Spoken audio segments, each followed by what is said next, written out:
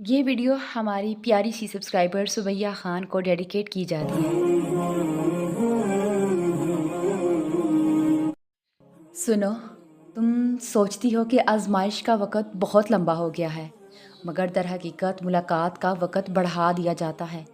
اللہ کو بہت پسند ہے جب تم دنیا سے نہیں اس سے مانگتی ہو، اور جب تم بے بسی کا رونا کائنات کے سامنے نہیں بلکہ اس کے سامنے روتی ہو، اور جب تم سب ختم ہونے کے بعد بھی اس یقین کے ساتھ دعا کرتی ہو کہ اس کے سوا کوئی تمہیں کچھ نہیں دے سکتا، اور پھر جب تم سجدے پہ سجدہ کرتی ہو، اور جب تم سانس لیے بغیر بے ساختہ اس کا نام پکارنے لگتی ہو، تب وہ تمہیں دیکھ کر مسکراتا ہے، تب وہ تمہارے یقین کا برہم رکھ لیتا ہے اور تمہارے مان کی لاج رکھ لیتا ہے، سارے وسوسوں کو ختم کر دیتا ہے۔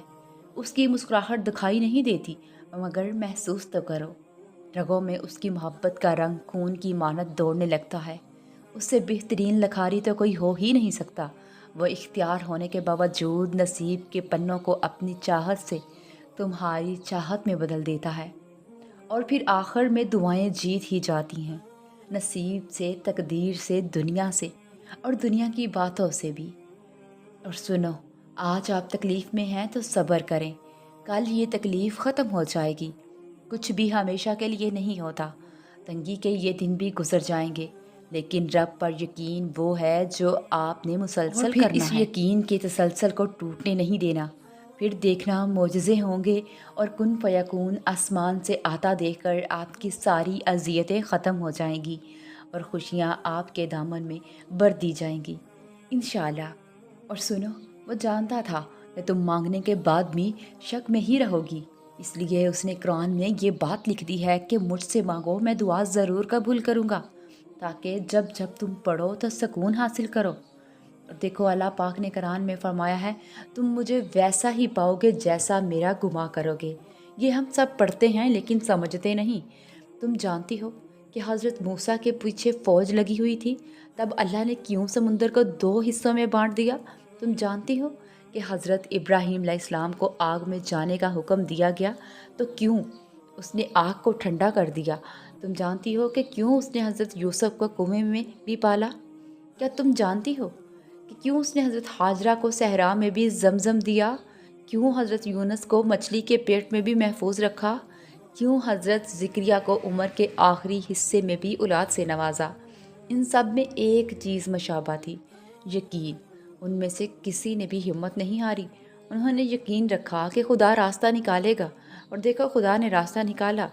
اور پھر دیکھو، اس سب پر یقین رکھ کر آگے بڑھتے رہے، اور دیکھو اس رب نے بھی انہیں مایوس نہیں کیا۔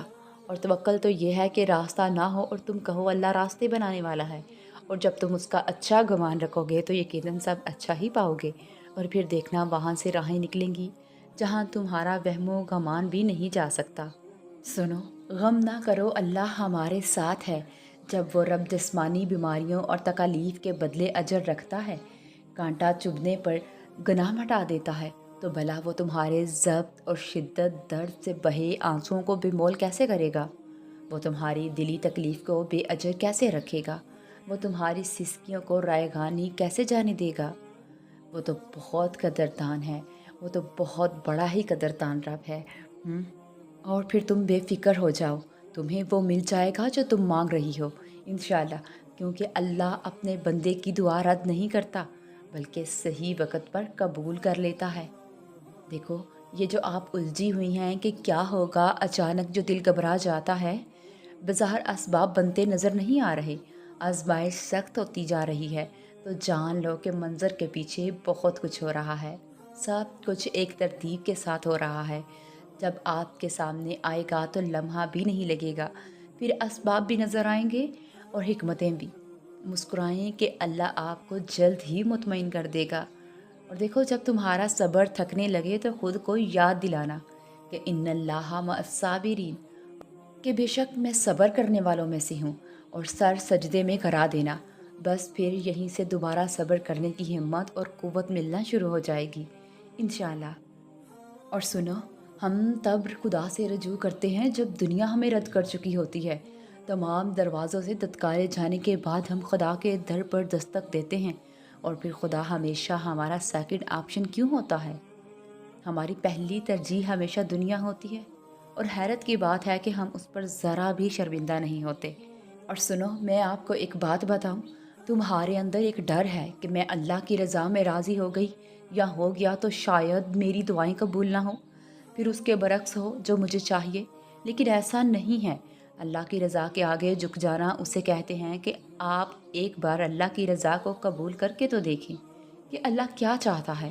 ہو سکتا ہے جیسے ہی آپ کا دل اللہ کی رضا میں خود کو ڈال لے، عین اسی لمحے اللہ اپنی رضا کو آپ کی رضا میں شامل کر دے۔ جیسے ابراہیم علیہ السلام نے اپنے بیٹے کی گردن پر چھری پھیری تھی، جبکہ بیٹے سے اتنی محبت تھی، لیکن اللہ نے جب دیکھا میرا بندہ اس امتحان میں کامیاب ہو گیا، تو اللہ نے ان کے بیٹے کو ہی انہیں واپس کر دیا۔ تم جب تک اللہ کے فیصلے اور انصاف پر بھروسہ نہیں کرو گے، یہ الجھن ختم نہیں ہوگی۔ اور یاد رکھو کہ جو آپ کے لیے ہے وہ آپ تک پہنچ کر رہے گا، اور وہاں سے راستے بننے لگیں گے جہاں سے آپ نے کبھی گمان بھی نہیں کیا ہوگا۔ اس کا ایک گن خود بخود آپ کے لیے آسانیاں پیدا کرتا جائے گا، اور آپ کو پتہ بھی نہیں چلے گا کہ جس کی آپ نے کبھی خواہش کی تھی وہ آپ کے بالکل سامنے ہوگا۔ اس لیے یقین رکھیں اللہ پر، وہ آپ کو بھولا نہیں ہے۔ بہت جلد آپ کی دعائیں بھی قبول ہونے والی ہیں۔ سنو، یہ تکلیفیں ضرور دور ہو جائیں گی، یہ مشکل وقت بھی گزر جائے گا، اور پھر کبھی واپس نہیں آئے گا۔ جو توڑ پھوڑ آپ کے دل میں ہے، اللہ اسے اپنے کرم سے ٹھیک کر دے گا۔ بس اپنے رب پر بھروسہ رکھیں، صبر کریں، اور یقین رکھیں کہ بہترین دن قریب ہیں، کیونکہ اللہ نے ہمیں قرآن پاک میں تسلی دی ہے کہ مشکل کے بعد آسانی ہے، اور پھر یہ لمبا راستہ ایک دن ختم ہو جائے گا۔ بس بے صبری مت دکھاؤ، یقین رکھو تمہارے لیے تمہارے رب نے بہترین سوچا ہے۔ اور کیا تم نہیں جانتی کہ ہر مشکل کے بعد آسانی ہے؟ یہ تو تمہارے رب نے فرمایا ہے نا، اور رب کا وعدہ ہمیشہ سچا ہوتا ہے۔ جو دعا تمہارے دل میں ہے وہ ضرور قبول ہوگی، اور جو حالات اب مشکل ہیں وہ جلد بہتر بلکہ بہترین ہو جائیں گے انشاءاللہ۔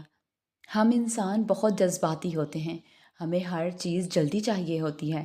ہم صرف کن پڑھتے ہیں فیکون پر یقین نہیں رکھتے، جبکہ اللہ اور انسان کے درمیان سب سے گہرا رشتہ یقین کا ہوتا ہے۔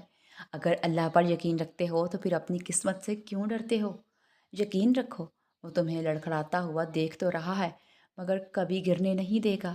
اور سنو، جو چیزیں تمہیں اللہ کے سامنے محبت سے سجدہ کرنے پر مجبور کر رہی ہیں، جن کی وجہ سے تم اپنے رب کے ساتھ رابطے میں ہو، وہ چیزیں اللہ کی جانب سے تحفہ ہیں۔ اور وہ خواہشیں جن کی وجہ سے تم ابھی بھی دعا کی غرض سے اللہ کے سامنے ہاتھ پھیلاتی ہو، وہ اس کی جانب سے اشارہ ہے کہ تم یقین کا سلسلہ جاری رکھو، وہ معجزات کا سلسلہ جاری رکھے گا۔ اور جب تم یقین اور محبت سے اللہ سے مانگو گی تو تم اپنے رب کو المجیب پاؤ گی۔